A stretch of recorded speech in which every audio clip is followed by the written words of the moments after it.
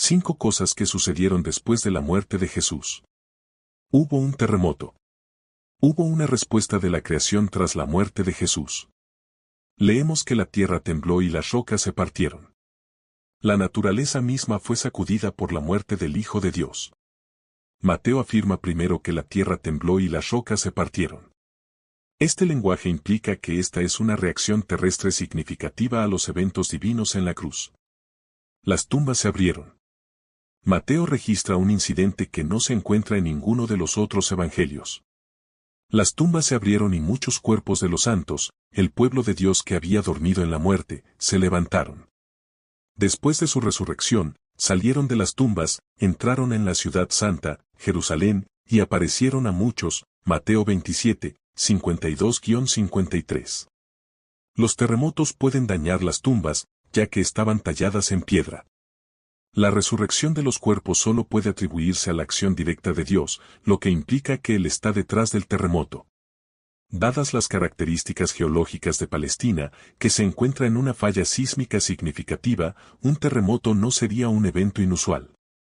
Sin embargo, combinado con rocas que llevaron a la apertura de tumbas, es otro testimonio significativo de la crucifixión de Jesús. Otro terremoto pronto será testigo de un evento divino aún más significativo, la resurrección de Jesús. El registro único de Mateo de estos eventos enfatiza la victoria sobre la muerte que el sacrificio de Jesús en la cruz logra. Aquellos que resucitaron son descritos literalmente como aquellos que habían dormido, un idiomático común del Nuevo Testamento para alguien que ha muerto, pero cuyo destino eterno está seguro. Al igual que el testimonio inicial, la resurrección sobrenatural de los cuerpos de estos santos y sus apariciones en Jerusalén es un testimonio impactante de la obra de Jesús en la cruz y posteriormente de su resurrección. El término santos probablemente se refiere a figuras piadosas del Antiguo Testamento, héroes y mártires de la historia de Israel, seleccionados para presenciar milagrosamente estos eventos. Su aparición a personas en Jerusalén es un testimonio de la eficacia de la obra de Jesús en la cruz. Esto anticipa la enseñanza de Pablo sobre Jesús siendo las primicias de los muertos, 1 Corintios 15, 20-23. Pero ahora, tal como son las cosas en realidad, Cristo en verdad resucitó de entre los muertos y se convirtió en las primicias, es decir, el primero en ser resucitado con un cuerpo incorruptible e inmortal, anticipando la resurrección de aquellos que han dormido en la muerte. Porque así como la muerte vino por un hombre, la resurrección de los muertos también viene por un hombre. Pues así como en Adán todos mueren, también en Cristo todos serán vivificados. Pero cada uno en su debido orden, Cristo las primicias, luego los que son de Cristo en su venida, serán resucitados con cuerpos incorruptibles e inmortales. La resurrección de estos santos es un preludio a la resurrección que todos los creyentes pueden esperar.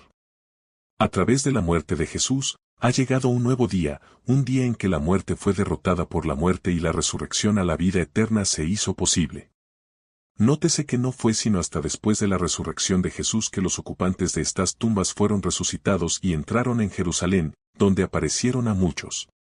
La Biblia no dice si estos santos resucitados murieron nuevamente o fueron al cielo con el Señor Jesús. La muerte del Hijo de Dios sacudió la misma naturaleza. El popular predicador Charles Spurgeon afirmó que los corazones de los hombres no respondieron a los agonizantes gritos del Redentor moribundo, pero las rocas respondieron. Las rocas se partieron. Él no murió por las rocas, sin embargo, las rocas fueron más sensibles que los corazones de los hombres por quienes derramó su sangre. Se entiende mejor que Mateo pretendiera que viéramos que el terremoto ocurrió el día que Jesús fue crucificado, y luego el día que fue revelado como resucitado. El poder de la nueva vida fue tan fuerte que trajo de vuelta a algunas de las personas buenas que habían muerto. Este es uno de los pasajes más extraños del Evangelio de Mateo. Mateo no nos proporciona mucha información, y no aprendemos sobre este suceso de ninguna otra fuente. El velo del templo se rasgó en dos. Mateo 27, 50-51, entonces Jesús, dando de nuevo un fuerte grito, entregó su espíritu. En ese momento, el velo del templo se rasgó en dos, de arriba a abajo. La tierra tembló y las rocas se partieron. El velo que cubría el templo se rasgó en dos lugares. El velo era lo único en el templo que diferenciaba el área sagrada de la parte más santa del templo. Era una ilustración muy clara de la separación entre Dios y el hombre. Hechos 6:7 dice que en los días de la iglesia primitiva, muchos de los sacerdotes obedecían a la fe. Quizás este velo rasgado les demostró la grandeza de la obra de Jesús. También es probablemente como el velo rasgado se convirtió en conocimiento común. Hebreos 9:1-9 nos dice que en el templo, un velo separaba el lugar santísimo, el lugar terrenal de la presencia de Dios, del resto del templo donde habitan los hombres. Hebreos 9:1-3. Ahora bien, el primer pacto tenía reglamentos para el culto divino y un santuario terrenal. Se dispuso un tabernáculo.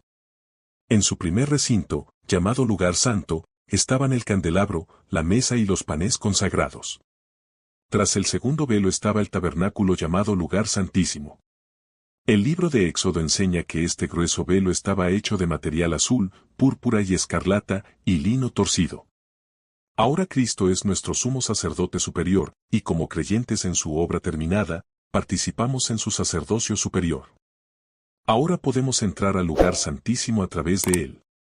Hebreos 10:19-20, tenemos confianza para entrar en el lugar santísimo por la sangre de Jesús, por un camino nuevo y vivo que Él inauguró para nosotros a través del velo, es decir, su cuerpo. Al contemplar esta escena, vemos una imagen de la carne de Jesús siendo rasgada por nosotros, así como Él estaba rasgando el velo por nosotros. El libro de Hebreos proporciona una explicación gloriosamente detallada del profundo significado asociado con el rasgado del velo. El velo que siempre colgaba en el templo servía como un recordatorio constante de que el pecado hace que los humanos sean indignos de estar en la presencia de Dios. El hecho de que la ofrenda por el pecado se presentara una vez al año, además de la miríada de otros sacrificios que se presentaban diariamente, era una ilustración flagrante de la realidad de que el pecado realmente no podía ser expiado o erradicado mediante meros sacrificios de animales. Debido a lo que Jesucristo hizo en la cruz, las barreras que solían separar a Dios y a las personas fueron destruidas, y ahora podemos acercarnos a Dios con confianza y valentía. Hebreos 4:14-16. Por lo tanto, ya que tenemos un gran sumo sacerdote que ha atravesado los cielos, Jesús, el Hijo de Dios, mantengamos firme nuestra confesión de fe. Porque no tenemos un sumo sacerdote que no pueda compadecerse de nuestras debilidades, sino uno que ha sido tentado en todo, tal como nosotros, pero sin pecado. Por lo tanto, acerquémonos con confianza al trono de la gracia, para que recibamos misericordia y hallemos gracia para la ayuda oportuna. El cuerpo de Jesús fue rasgado, y también lo fue el velo, cada uno significando que ahora podemos acercarnos a Dios con valentía. Tenemos un sumo sacerdote que preside sobre los tribunales celestiales para asegurar que el creyente tenga pleno acceso. En el momento en que Cristo murió, la pesada cortina tejida que separaba las dos habitaciones principales del templo fue rasgada por una mano invisible de arriba a abajo. La muerte del Hijo de Dios también estuvo acompañada por enormes temblores en el mundo natural, como si hubiera algún tipo de conexión emocional entre la creación inanimada y aquel que la hizo. Hubo oscuridad sobre toda la tierra. Mateo 27:45, desde el mediodía hasta las 3 de la tarde, toda la tierra quedó en oscuridad. Hubo una oscuridad densa, muy densa, sobre toda la tierra. En ese momento se cumplió la escritura, Amós 8:9 sucederá que en aquel día, dice el Señor Dios, haré que el sol se ponga al mediodía y oscureceré la tierra en pleno día. A menudo, a Cristo se le pedía una señal del cielo, y ahora la tenían, pero una que significaba la ceguera de sus ojos. En este punto de la tarde, sería mediodía, y la oscuridad continuaría hasta la 9ª hora, que serían las 3. Esta oscuridad sobrenatural apareció cuando el sol estaba en su punto más brillante. Como la luna estaba llena, no pudo haber sido causada por un eclipse, ya que no puede interponerse entre la tierra y el sol cuando está llena. La intervención rápida de Dios no solo trajo esta oscuridad, sino que el conocimiento astronómico era rudimentario en ese momento. La criatura no podía ensuciar el aire ante su Creador, por lo tanto, el sol retiró sus rayos para no presenciar los actos de los malvados. La oscuridad que ocurre en un momento tan crítico puede significar varias cosas. Primero, la oscuridad estaba asociada en la antigüedad con el luto. La oscuridad también estaba asociada con la muerte de grandes hombres. Tanto los lectores gentiles como los judíos podían entender la oscuridad como una señal cósmica que acompañaba la muerte de un rey. Además, la oscuridad era una señal del juicio de Dios. Las tumbas se abrieron y muchos cuerpos de los santos, el pueblo de Dios que había dormido en la muerte, fueron resucitados. Al salir de las tumbas después de su resurrección, entraron en la ciudad santa, Jerusalén, y aparecieron a muchos, Mateo 27, 52-53. El soldado que supervisaba la ejecución se dio cuenta de que él era inocente. Ahora el centurión y los que estaban con él vigilando a Jesús, al ver el terremoto y las cosas que sucedían, se llenaron de miedo y dijeron, verdaderamente, este era el Hijo de Dios, Mateo 27, 53-54. Era el trabajo de un centurión asegurarse de que la crucifixión se llevara a cabo correctamente y sin complicaciones. Generalmente, estaba a cargo de 100 soldados. En el momento de una crucifixión, era un soldado de carrera cuya valentía e inteligencia lo ayudaron a ascender en las filas. Sería un soldado de la más alta categoría. Necesitaría ser tanto frío como eficiente para tener éxito en esta posición. Este hombre tenía que seguir las órdenes de sus superiores. La escena en la crucifixión de Jesús fue tan notable que incluso un endurecido centurión romano reconoció que este era el Hijo de Dios. Esta realización significaba que Jesús era inocente del crimen por el cual estaba en la cruz. El centurión debió haber tenido una mezcla de emociones. Acababa de darse cuenta de que había supervisado la crucifixión de un hombre inocente. Estas no eran las palabras susurradas de un recluta asustado ni las palabras temblorosas de un conscripto fácilmente manipulado. Eran las conclusiones alcanzadas por un veterano experimentado, un hombre que había visto a innumerables hombres sufrir finales horribles y era responsable de llevarlos a la muerte. Este centurión era muy consciente de la fuerte condena de los líderes religiosos judíos que pusieron a Jesús en la cruz por blasfemia. Su comandante en jefe, Poncio Pilato, había mantenido la condena de Jesús por hacer esta afirmación. Pero él rechazó la condena y declaró la afirmación de Jesús. ¿Por qué? Porque los argumentos a favor de Cristo eran abrumadores. Aunque indudablemente había supervisado muchas crucifixiones, esta ejecución fue diferente. ¿Qué vio? Varias escenas de los eventos del arresto, juicio y crucifixión de Jesús se combinaron en una declaración convincente. Podría haber sido la respuesta de Jesús a la injusticia que se vio obligado a soportar a manos de sus propios compatriotas a través del arresto y los juicios.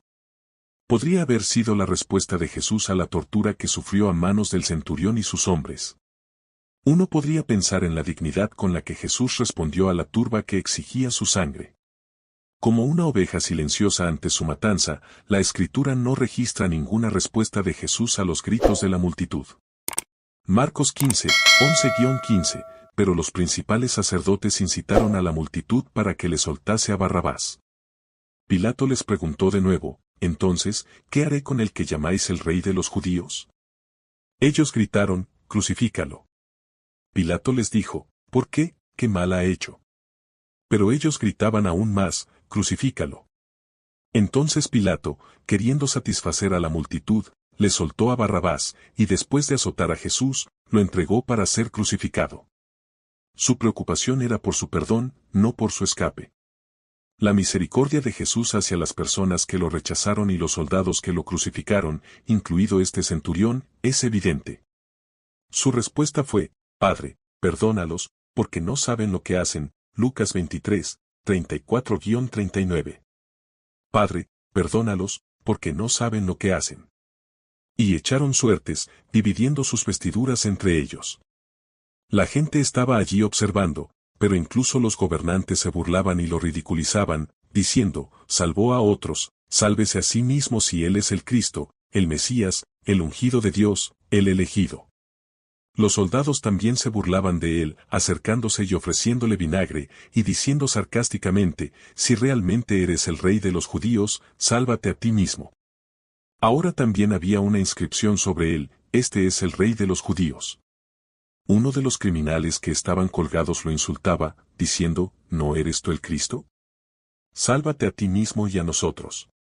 Mientras jugaban a los dados por las pertenencias de Jesús, la preocupación de Jesús era por su perdón, no por su escape. ¡Qué declaración tan poderosa!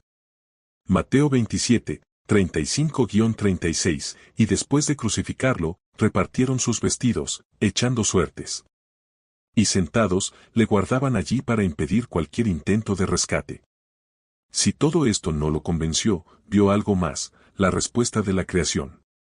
Claramente, el centurión se sorprendió al presenciar un evento tan dramático durante las horas finales de Cristo, especialmente porque nunca había visto algo así antes. Tuvo un impacto casi inconmensurable en él. El centurión vio, escuchó y sintió todos los eventos de la crucifixión y muerte de Cristo. Como resultado, él y sus tropas se llenaron de miedo. Incluso si el centurión y su grupo de soldados habían aprendido a lidiar con el miedo, ahora estaban experimentando terror puro. Es esta poderosa cruz y el amor demostrado allí lo que mueve corazones, incluso el corazón endurecido y curtido en batallas de un soldado de carrera, de la muerte a la vida. Un viejo dicho dice, el suelo siempre está nivelado al pie de la cruz. Era así en el primer siglo, y lo sigue siendo hoy. El pie de la cruz es donde todos, pobres y ricos, encuentran terreno nivelado para arrodillarse y abrazar al Cristo que murió por ellos. Verdaderamente, este es el Hijo de Dios que escuchamos y creemos. El viaje no debe terminar ahí. Debemos tener una pasión por conocerlo más profundamente. Que ese mismo deseo arda en nuestros corazones para que podamos conocer sinceramente a aquel que nos amó y se entregó por nosotros. Uno no puede evitar preguntarse cómo el encuentro con Jesús afectó las vidas de los soldados. ¿Se convirtieron en cristianos? El comentario del púlpito informa la tradición de que el nombre del centurión era Longino y que se convirtió en un devoto seguidor de Jesús, predicó el Evangelio y murió como mártir. Esto es solo una tradición, no sabemos si esto sucedió, pero sabemos que la verdad tiene una forma de aferrarse al corazón de una persona. La cruz de Jesús tiene el poder de transformar al individuo. El centurión comenzó como un oficial romano supervisando una crucifixión, pero terminó el día reconociendo que Jesús era el Hijo de Dios. Jesús ya ha tomado la iniciativa en la salvación. Cristo murió por ti, ahora es tu turno. Jesús dio su vida para que pudiéramos recuperar la nuestra. Él murió como nosotros para que pudiéramos vivir como Él. No solo complació a su Padre, sino que nos ganó como un premio. Como sustituto de la humanidad, Jesús sufrió la separación de la comunión con el Padre. Terrible como fue, esto cumplió el buen y amoroso plan de redención de Dios. Hay otros que consideran esto un mito o, en el mejor de los casos, una historia teológica. Todos estos son eventos únicos que testimonian uniformemente los actos únicos de Dios en la historia humana. Son testimonios sobrenaturales extraordinarios que confirman la verdad del Evangelio y la realidad transformadora del amor de Cristo. Si este contenido te ha resultado valioso y deseas seguir explorando temas fascinantes como este, te invito a suscribirte para no perderte ninguno de nuestros próximos videos. Juntos podemos continuar iluminando mentes y expandiendo nuestro entendimiento. Tu apoyo es fundamental para seguir compartiendo conocimiento significativo. Gracias por estar aquí y que Dios te bendiga.